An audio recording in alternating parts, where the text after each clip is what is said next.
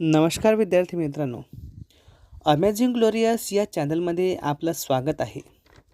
तुम्हाला आमचे व्हिडिओ आवडल्यास लाईक करा किंवा आमचे व्हिडिओ आपण प्रथमच बघत असल्यास आमच्या चॅनलला सबस्क्राईब करा, म्हणजेच आमचे व्हिडिओ तुम्हाला सर्वप्रथम बघायला मिळेल. ओके, तो आज हम ज्योग्राफी का जो 7th लेसन है उसका नाम है लाइफलाइन एंड नेशनल इकोनॉमी, जिसे हम राष्ट्रीय अर्थव्यवस्था की जीवन रेखाएं कहते हैं. हमें मालूम है कि हमारे देश की जो इकोनॉमी है, इकोनॉमिकली अगर हम डेवलपमेंट की बात करते हैं तो उसमें बहुत से सारे वर्ड हमें देखने को मिलते हैं. उससे पहले हमें लाइफलाइन ऑफ नेशनल इकोनॉमी यानी क्या, इसकी जानकारी हम लेने वाले हैं. तो इससे पहले हमें मालूम है कि हमारे देश की जो राष्ट्रीय इकोनॉमी यानी कि अर्थव्यवस्था कैसी है यह हमें मालूम है, लेकिन हमें यह भी मालूम है कि हमारे देश की डेवलपमेंट किस पर निर्भर है, हमें ये भी मालूम होना चाहिए. और इससे पहले भी हमने मैन्युफैक्चरिंग इंडस्ट्रीज के बारे में इंफॉर्मेशन ली है. इसकी इंफॉर्मेशन हमने ली है और हमें आजादी के बाद डेवलपमेंट करने के लिए हमने ज्यादा से ज्यादा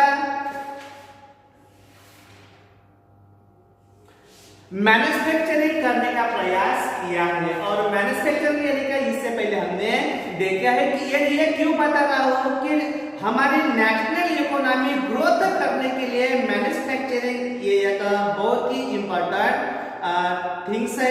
इसीलिए मैन्युफैक्चरिंग यानी क्या हमने ये इंफॉर्मेशन ली है. अगर यहाँ के बाद हमें ऐसा लगता है कि हमारे देश में जितने भी जो डेवलपमेंट अभी तक, हम डेवलपमेंट की अगर बात करते हैं तो हम कहाँ तक आए हैं, इसका पहले हमें ध्यान रखना चाहिए. अगर दुनिया की अगर इकोनॉमिकल तौर पर अगर हम कहते हैं कि दुनिया में बहुत से सारे डेवलपमेंट कंट्रीज हैं, उनके रेंज में हम आ गए हैं, लेकिन अगर इसके बाद हमें क्या करना चाहिए, अगर यहाँ तक हम आए हैं तो यहाँ किसकी वजह से आए हैं, किस वजह से आए हैं, ये भी हमें मालूम होना चाहिए. क्या कोई बता सकता है कि विकास की गति किस पर निर्भर होती है? यहाँ तक कि हमें मैन्युफैक्चरिंग इंडस्ट्रीज की इंफॉर्मेशन ली है और अदर कुछ जो व्यापार है, मैन्युफैक्चरिंग है, इसके बारे में भी हमने इंफॉर्मेशन ली है. तो क्या कोई बता सकता है कि हमारे देश की डेवलपमेंट की अगर हम बात करते हैं तो यह डेवलपमेंट किस पर निर्भर रहा है? बहुत से सारे अलग अलग व्यूज हो सकते हैं, अलग अलग ओपिनियन हो सकता है, और इसकी तरह से हर एक स्टूडेंट्स का एक ही ओपिनियन या व्यूज होना चाहिए, ऐसा भी नहीं है. क्या कोई बता सकता है अपने देश का विकास जहां हमें दिखता है वह विकास किस पर निर्भर रहा है अभी तक? कोई बता सकता है? ओके, तो हमें मालूम है कि हमारे देश का जो डेवलपमेंट जहां हमें देखने को मिलती है, ज्यादा से ज्यादा हमें मैन्युफैक्चरिंग यानी कि उत्पादन की ज्यादा अहमियत पर ज्यादा से ज्यादा डेवलपमेंट रखती है. इसके बाद कुछ सर्विसेज हमें मिलती है. इससे पहले की हिस्ट्री के टॉपिक में भी हम सर्विसेज कैसे रहती है, ट्रेड यूनियन या ट्रेडर्स, इसकी इंफॉर्मेशन हमने ली है. और ट्रेडर्स, सर्विसेज और इसके अलावा जो इंपॉर्टेंट रोल उसमें निभाता है वो है ट्रांसपोर्ट यानी कि वाहन. हमें मालूम है कि हमारे देश में इंफ्रास्ट्रक्चर मैन्युफैक्चरिंग में हम जहां जिस फैक्ट्री में प्रोडक्शन लेते हैं वहां जो भी प्रोडक्शन वो निकलता है, हमारे डिमांड रहते हैं, जैसे हमारे डिमांड रहते हैं वैसे ही वो सप्लाई अपने आप बढ़ाते हैं, ये हमें मालूम है. लेकिन हमारी डिमांड अगर यहाँ रही और मैन्युफैक्चरिंग कहीं और अलग लोकेशन पर रहती है तो हमारी डिमांड जिस गुड्स या सर्विस की रहती है, फॉर एग्जाम्पल हमारा अगर गुड्स की करते हैं यानी कि उत्पादन जो प्रोडक्शन मटेरियल्स रहता है उस पर हमारी डिमांड ज्यादा रहती है, तो डिमांड ज्यादा रहती है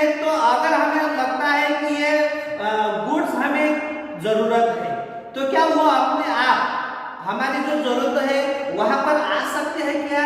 मैन्युफैक्चरिंग जो प्रोडक्शन रहता है वो प्रोडक्शन अपने आप मूवमेंट कर सकता है क्या? नहीं। और इसीलिए हमारे देश में डेवलपमेंट करने के लिए ट्रांसपोर्ट का जो रोल है वो बहुत ही ज्यादा इम्पोर्टेंट है। और इसी टॉपिक में हम ज्यादा से ज्यादा हमारे देश की नेशनल जो इकोनॉमी है उसकी जो लाइफलाइन है वो लाइफलाइन ज्यादा से ज्यादा हमें ट्रांसपोर्ट पर निर्भर लगती है। और इसीलिए हम ट्रांसपोर्ट के बारे में ही ज्यादा इंफॉर्मेशन लेने वाले हैं, क्योंकि हमारे देश में ज्यादा से ज्यादा हमें मालूम है कि बहुत सारे वैरायटी ट्रांसपोर्ट के टाइप्स है। और हमें इससे पहले के क्लास में भी हम पढ़ चुके हैं कि हमारे देश में या 19वीं सदी के बीच में लगभग 1850 ईयर्स के दौरान जब इंग्लैंड में इंडस्ट्रियलाइजेशन हुआ है तब ज्यादा से ज्यादा उनका असर पूरे यूरोप में हुआ है। यूरोप में ही नहीं कि हमारे भारत में भी इसका असर हुआ है। और इसी के बाद भारत में असर क्या हुआ है कि ऐसा कहा जाता है कि रेलवे से पूरा यूरोप में जुड़ा हुआ है। और रेल क्या है? ये ट्रांसपोर्ट है, ट्रांसपोर्टेशन भी कहा जाता है। ऐसा इसलिए यह कहा है कि रेलवे से पूरा यूरोप जुड़ा है। ऐसा माना जाता है कि एयरवेज से ज्यादा पूरी दुनिया ये ग्लोबल विलेज बन चुकी है।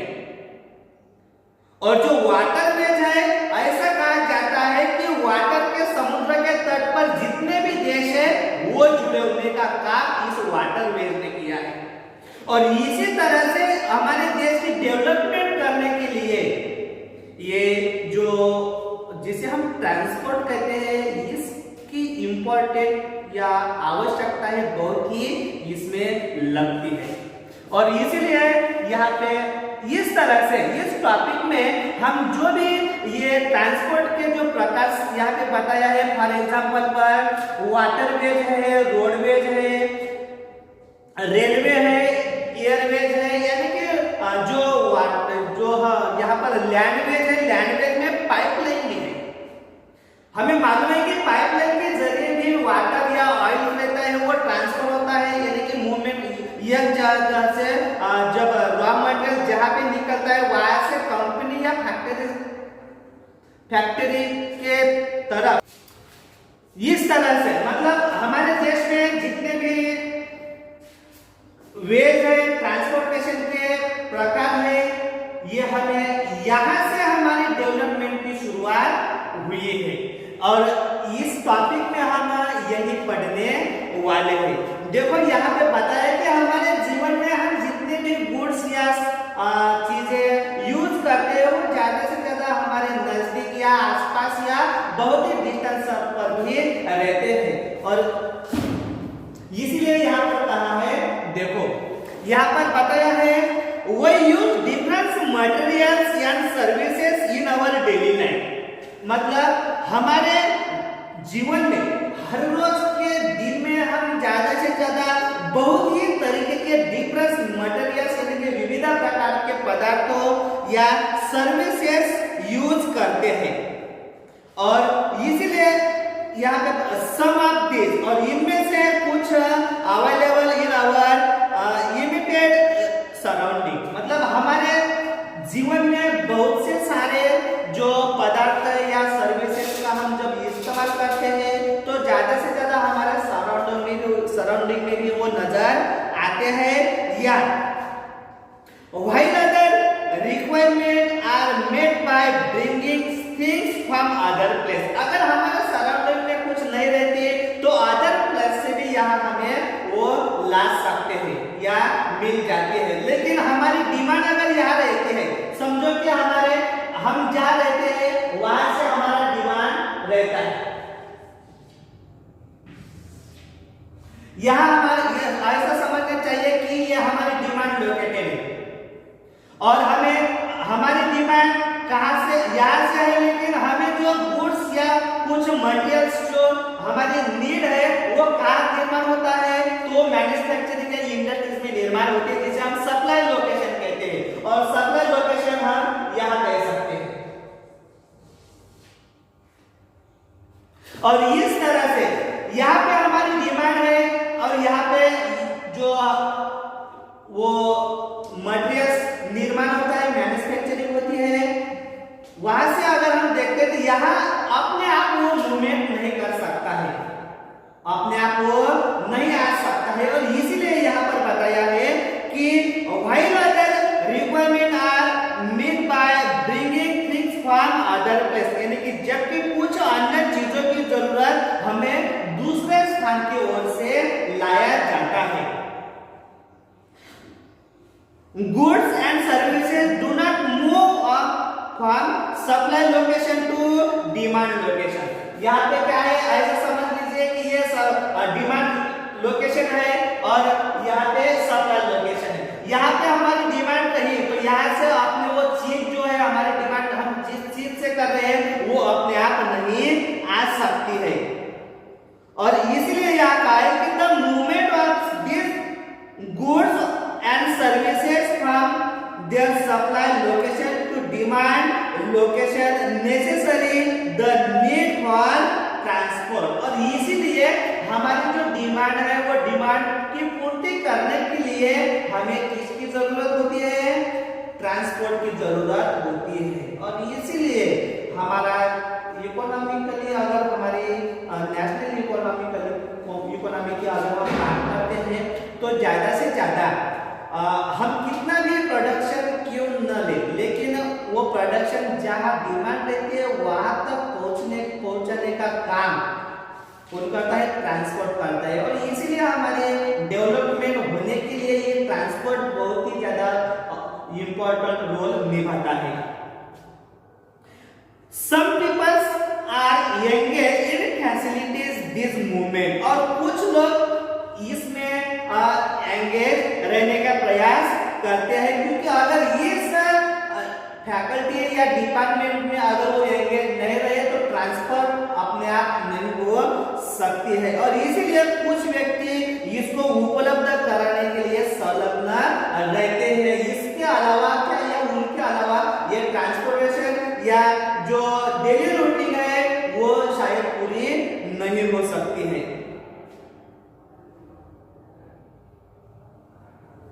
और इसीलिए यहाँ कहा है कि these are known to be traders who make the produce come to the consumer by transportation, यानी कि उन्हें व्यापारी जो हमारी डिमांड रहती है, डिमांड के जगह सप्लाई जहां होता है, जहां सप्लाई के जरिए जहां निर्माण हो जाता है वहां से आपूर्ति करने वाली जो भी चीज रहती है वो ट्रांसपोर्ट के जरिए यहाँ आते हैं। और जो ट्रांसपोर्ट करते हैं उसे हम क्या कहते हैं, व्यापारी या ट्रेडर्स कहते हैं। और ट्रेडर्स जो रहते हैं वो जो मटेरियल्स यहाँ से वहां ले जाने का यानी कि ट्रांसपोर्टेशन का काम करते हैं। These are known to be traders who make the production come to the consumer by transportation, यानी कि उत्पादों को परिवहन द्वारा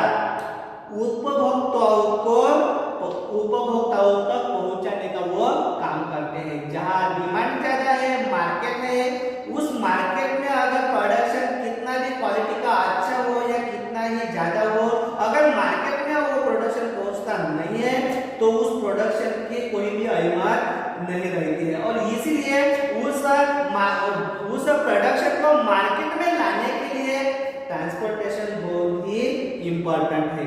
थस अंततः यहाँ ऐसा देखने को मिलता है, the pace of development of a country depends upon the production of goods and services as well as their movement over pace. मतलब हमें ऐसा देखने को मिलता है कि ये देश का जो विकास की जो गति है, इससे पहले हमने देखी है कि हमारे विकास की गति किस पर निर्भर है, ये हमने देखा था। तो यहाँ बताया है कि हमारे देश के विकास की गति वस्तुओं तथा सेवाओं को उत्पादन के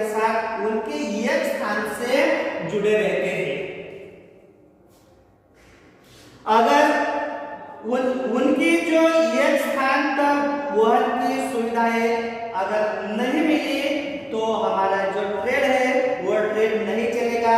यानी कि जहां तक हमारी इकोनॉमी का जो क्वेश्चंस आता है तो क्रिएट हो ही जाता है जब तक वो डिमांड पूरी नहीं कर सकती। डिमांड में जब सप्लाई नहीं किया जाता, ट्रांसपोर्टेशन जब होती नहीं है, तब ऐसे ही क्रिएट क्वेश्चंस होते ही जाएंगे। लेकिन जब तक इसीलिए ट्रांसपोर्ट उस देश में ज्यादा से ज्यादा मजबूत होना चाहिए या सक्षम होना चाहिए। जिस देश में ट्रांसपोर्टेशन अच्छा माना जाता है या अच्छा यूजेस किया जाता है, उस देश में ज्यादा से ज्यादा डेवलपमेंट होता है, ऐसा ही माना जाता है।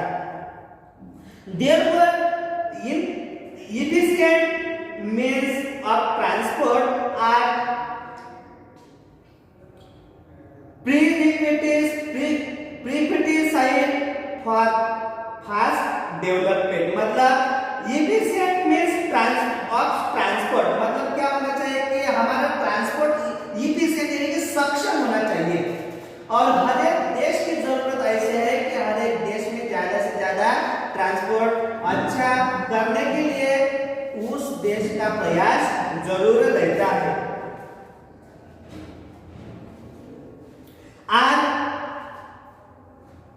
पेरिफेरी ऑफ फास्ट डेवलपमेंट यानी कि तीव्र विकास हेतु मतलब जो ट्रांसपोर्टेशन है वो सक्षम तो होना ही चाहिए, इसके अलावा उसमें तीव्रता या तेजी से भी होना चाहिए। इससे पहले कि हमने इंडस्ट्री की जानकारी ली है, रॉ मटेरियल्स अगर समय पर नहीं पहुंचता है तो प्रोडक्शन में जितना मुनाफा चाहिए या बेनिफिट नहीं मिल सकता है, या अगर रोडवेज अच्छे नहीं है या मार्केट का डिस्टेंस अगर ज्यादा रहता है तो इसका भी साइड इफेक्ट हमें इस डेवलपमेंट पर होता है या उस कंपनी के प्रोडक्शन पर भी होता है। अगर डिस्टेंस ज्यादा रहा है तो हो सकता है कि एक वीक में अगर वहां माल नहीं पहुंचता है तो उस दिन अगर गुड्स की ज्यादा प्राइसेस रहती है, लेकिन हो सकता है कि वहां तक माल पहुंचने के बाद प्राइसेस अगर लो हो जाती तो उसका बेनिफिट प्रोडक्शन वालों को नहीं मिलता है। और इसलिए यहाँ कहा है कि ज्यादा से ज्यादा हमारी ट्रांसपोर्टेशन सक्षम होनी चाहिए। सक्षम ही नहीं बल्कि तीव्रता यानी कि जो वेगवान जिसे हम कहते हैं ट्रांसपोर्टेशन होना जरूरी है। Movement of this goods and services can be over 3 important domains of our earth यानी कि वस्तुओं तथा सेवाओं को लाना या ले जाना पृथ्वी के 3 महत्वपूर्ण क्षेत्र पर निर्भर रहता है।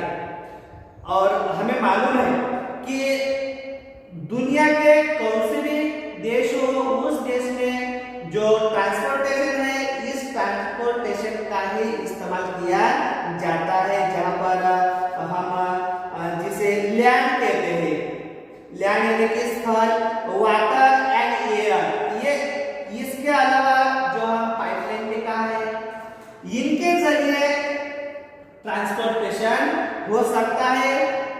यहाँ पर ये बेस है, इन मार्गों पर हमें ज्यादा से ज्यादा ट्रांसपोर्टेशन का डेवलपमेंट किया है। बेस्ड ऑन दिस और इसी आधार पर transport can also be classified into land, water and air transport. और इसी के आधार पर ट्रांसपोर्टेशन के कुछ प्रकार पढ़ते हैं और उसमें वो प्रकार हमें या उसका क्लासिफिकेशन किया जाता है या जिसे हम वर्गीकरण भी कह सकते हैं। और इसे ट्रांसपोर्टेशन का जो क्लासिफिकेशन है वो नीचे के फिगर में बताया है, जिसमें land, water and air transport बताया है कि वो टॉपिक जिसे हम मीन्स ऑफ ट्रांसपोर्टेशन कहते हैं, जिसे हम परिवहन के साधन कहते हैं। इसके ये परिवहन ट्रांसपोर्टेशन के साधन है। इसके अलावा हम ट्रांसपोर्टेशन या ट्रांसपोर्टेशन नहीं कर सकते हैं। और इसीलिए यहाँ पे ट्रांसपोर्टेशन के 3 टाइप्स बताया है। पहला है लैंड, दूसरा है वाटर और तीसरा है एयर। हमें मालूम है कि जमीन के ऊपर से जो भी ट्रांसपोर्ट होता है जिसे हम रोडवेज कहते हैं, रेलवेज कहते हैं या पाइपलाइन कहते हैं।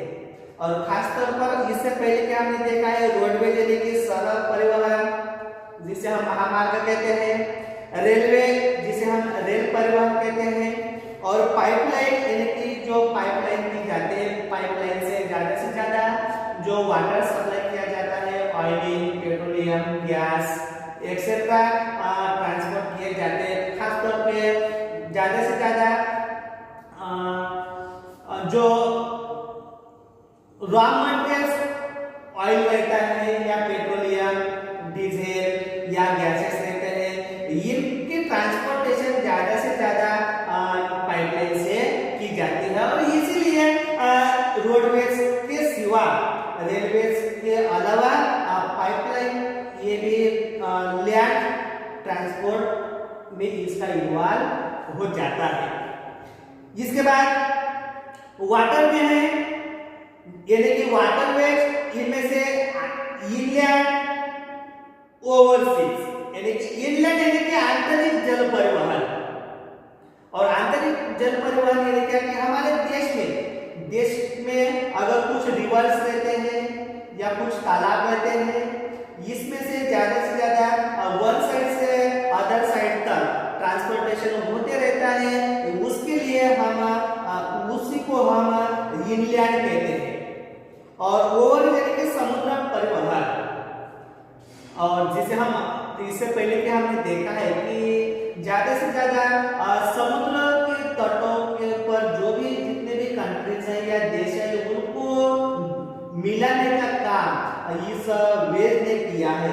और इसी से ज्यादा हेवी जो मटेरियल्स रहता है, हेवी वो रॉ मटेरियल्स है या मैन्युफैक्चरिंग मटेरियल्स हो या प्रोडक्शन हो, वो ज्यादा से ज्यादा लॉन्ग कंट्रीज में उनकी ट्रांसपोर्टेशन हो जाती है। और इसीलिए इसका भी बाद में ऐसा भी कहा जाता है कि लैंडवेज है, वाटरवेज है, एयरवेज है, लेकिन अगर हम तीनों की अगर हम बात करते हैं तो सबसे जो महंगा नहीं लेकिन सबसे जो कम कॉस्टली जो वेज है वो वाटर वेज ही माना जाता है, जिसे हम इनलैंड और या वाटरवेज कह सकते हैं। वाटरवेज से ज्यादा ट्रांसपोर्टेशन करने के लिए कम खर्चा आता है, और इसीलिए अगर लॉन्ग टूर रही या ट्रेड्स या जो हेवी प्रोडक्शन रहता है उनको एक कंट्री से अदर कंट्रीज में लेके जाना है, तो उनको एक्सपोर्ट या इंपोर्ट करने के लिए ज्यादा से ज्यादा हम इसी वेज का यूज करते हैं। इसके बाद एयरवेज यानी कि वायु मार्ग। हमें मालूम है कि आज एयरवेज से पूरी दुनिया आज ग्लोबल विलेज बन चुकी है, यानी कि एयरवेज से आज दुनिया में कौन सा भी देश में अगर आपको जाना है तो नियर अबाउट मोस्टली 12 आवर्स में आप जा सकते हैं। इतना डिस्टेंस ज्यादा होने के बावजूद भी इतने कम टाइम में, समय में हम वहां पहुंच सकते हैं। इससे हमें पता चलता है कि दुनिया कितनी छोटी हुई है। और इसीलिए यहाँ पर विलेज में जैसे हम किसी को ही पहचानते हैं, इसीलिए एयरवेज से पूरी दुनिया में हमारा जाना बहुत कम समय में लगभग होता है। इसीलिए कहा गया है कि एयरवेज ने पूरी दुनिया को ये ग्लोबल विलेज बना दिया है। और इसके कुछ टाइप्स है, इनमें से डोमेस्टिक एयरवेज है, यानी कि घरेलू विमान सेवा, जैसे हम वन डिस्ट्रिक्ट से अदर डिस्ट्रिक्ट तक या वन स्टेट से अदर स्टेट में जाते हैं, या एक ही देश में हम उसका इस्तेमाल कर सकते हैं। जिसे हम अगर लोकल की अगर बात करते हैं तो डिस्ट्रिक्ट टू डिस्ट्रिक्ट रहता है, अगर एक स्टेट से दूसरे स्टेट से ट्रांसफर रही है जिसे हम नेशनल वेज कहते हैं, और एक देश से अगर दूसरे देश तक रहा तो जिसे हम इंटरनेशनल कहते हैं। और इसी तरह से डोमेस्टिक एयरवेज के भी डोमेस्टिक एयरवेज ये प्रकार है, और उसके बाद इंटरनेशनल वेज मतलब एक देश से दूसरे देश में ट्रांसपोर्टेशन किया जाता है।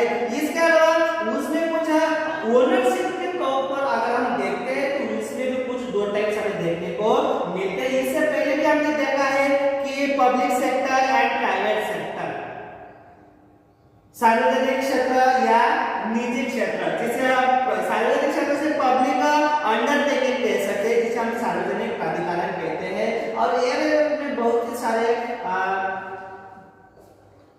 पब्लिक अंडरटेकिंग रहती है, लेकिन इसके अलावा ये सब डिपार्टमेंट का डेवलपमेंट करने के लिए यहाँ पर प्राइवेट सेक्टर में भी इस डिपार्टमेंट में एंट्री की है, और इसी के मुताबिक यहाँ पर प्राइवेट एयरलाइंस यानी कि निजी विमान सेवा भी हमारे देश में शुरू है।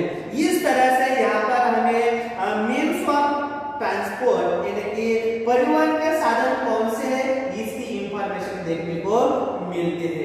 यहाँ पर बताया है, देखो, for a long time trade and transport were restricted to a limited space, यानी कि बहुत समय तक व्यापार तथा परिवहन सुविधा एक सीमित क्षेत्र पर किया हो रहा था, क्योंकि ज्यादा डेवलपमेंट हुई नहीं थी, और डेवलपमेंट ज्यादा हुई नहीं थी, इसीलिए ये ट्रांसपोर्ट सीमित तक रहा था, मतलब ज्यादा समय तक नहीं चलता था या ज्यादा डिस्टेंस में भी नहीं रहता था। लेकिन यहाँ इसमें जब से टेक्नोलॉजी ज्यादा से ज्यादा डेवलपमेंट हुई है, वहां से ज्यादा trade and transport were restricted to limited space, यानी कि ये का सीमित क्षेत्र तक ही लिया जाता था, लेकिन अब ऐसा नहीं है। With the development in science and technology, the area of influence of trade and transport expanded far and wide, यानी कि क्या, देखो इसमें with the development in science and technology मतलब विज्ञान तथा जो टेक्नोलॉजी है इनमें ज्यादा से ज्यादा डेवलपमेंट हुई है। आज ये जो दुनिया है ये टेक्नोलॉजी की दुनिया मानी जाती है, इतनी टेक्नोलॉजी में हमने डेवलपमेंट किया है। और इसी तरह से and transport extended for and wide, यानी कि अब ज्यादा से ज्यादा वाइड यानी कि डिस्प्रेड हुए, इसका विस्तार या वृद्धि या डेवलपमेंट ज्यादा हुई है, ऐसा भी हमें देखने को मिलता है। Today the world has been converted into a large village with the help of efficient and fast moving transport। इससे पहले भी हमने देखा है कि आज दुनिया एक बड़े गांव की परावर्ती हो चुकी है, मतलब इस ट्रांसपोर्टेशन ने पूरी दुनिया को ग्लोबल विलेज बना दिया है। क्यों बना दिया है कि आज दुनिया के कौन से ही रीजन में या कौन से क्षेत्र में बहुत ही कम समय में हम पहुंच सकते हैं, और इसीलिए यहाँ कहा है कि today's world has been covered into large village with the help of efficient and fast moving transport, यानी कि सक्षम तथा तीव्र गति के efficient यानी कि सक्षम एंड फास्ट मूविंग ट्रांसपोर्ट यानी कि तीव्र गति की परिवहन निर्माण हुए, और इनकी वजह से ज्यादा हम ज्यादा डिस्टेंस रहा तो भी हम कवर कर सकते हैं। और इकोनॉमिकली तौर पर अगर हम देखते हैं तो हमें जिस वेज का इस्तेमाल करना चाहिए, समय का हम विचार करके सोचकर इनमें से कौन से साधन का यानी कि परिवहन साधन का हमें इस्तेमाल करना जरूरी है, ये भी सोचना बहुत इम्पोर्टेंट है। क्योंकि हमारे पास बहुत सारे पैसे हैं लेकिन हमारे पास टाइम नहीं है, तो फिर इस समय हम इनमें से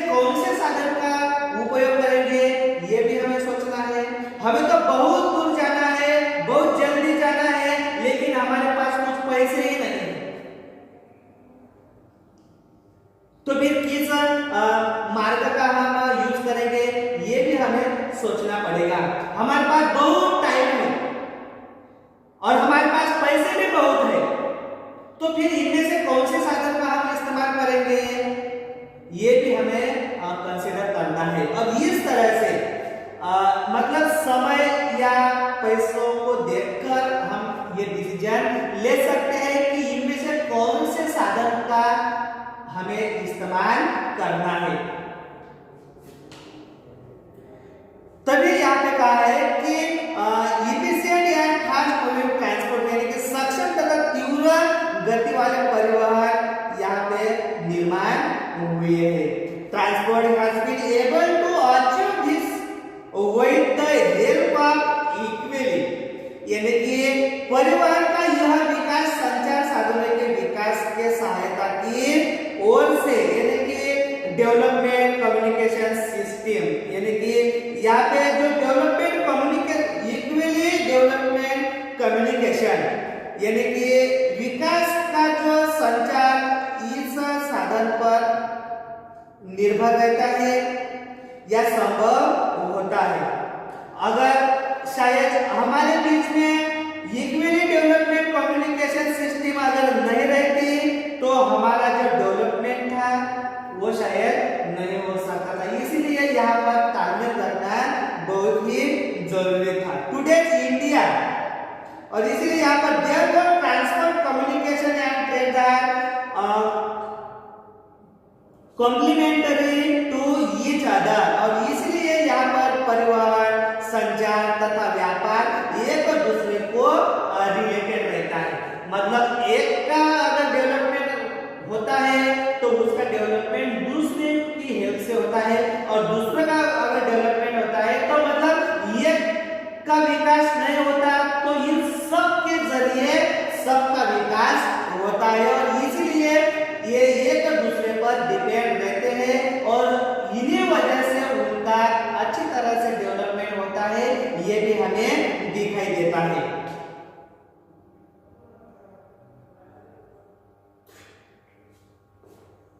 इसके बाद today India is well linked with the rest despite its vast size यानी कि अगर आज हम देखते हैं तो इंडिया इज वेल लिंक्ड मतलब भारत अपने विशाल आकार को इंडिया की साइज हमें अगर मालूम है कि हमें ज्योग्राफी में भी पढ़ा है कि अगर हम विस्तार की अगर हम बात करते हैं तो क्या कोई बता सकता है कि विस्तार के रूप में भारत का पूरी दुनिया में कौन सा नंबर आता है?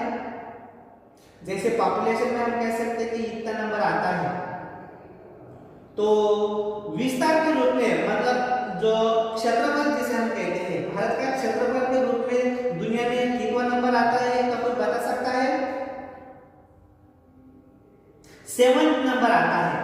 मतलब पूरी दुनिया में इतने सारे कंट्रीज है, इनमें से अगर हमारा 7वां नंबर आता है, 7th नंबर आता है, तो हमारे देश की जो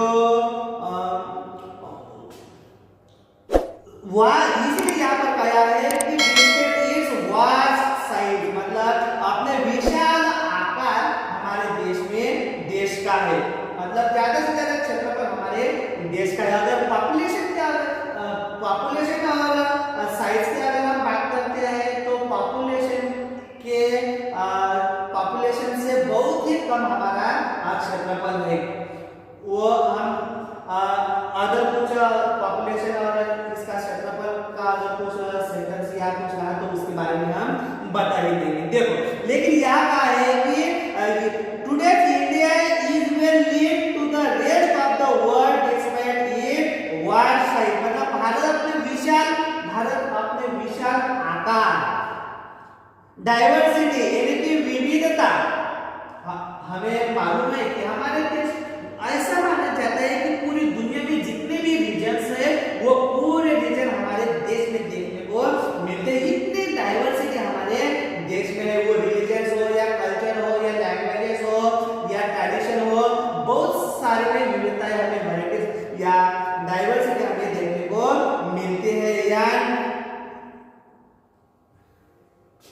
linguistic and social culture popularity, यानी कि भारत अपने विशाल आकार, विविधताओं, भाषाएं तथा सामाजिक और सांस्कृतिक जो विविधता हमें देखने को मिलती है, इसके बावजूद भी सभी क्षेत्रों में क्या हुआ है, वेल लिंक्ड हुआ है, लिंक रहा है, मतलब इनकी वैरायटीज हमारे देश में, फिर भी इन सब में भारत अच्छा जुड़ा रहा है।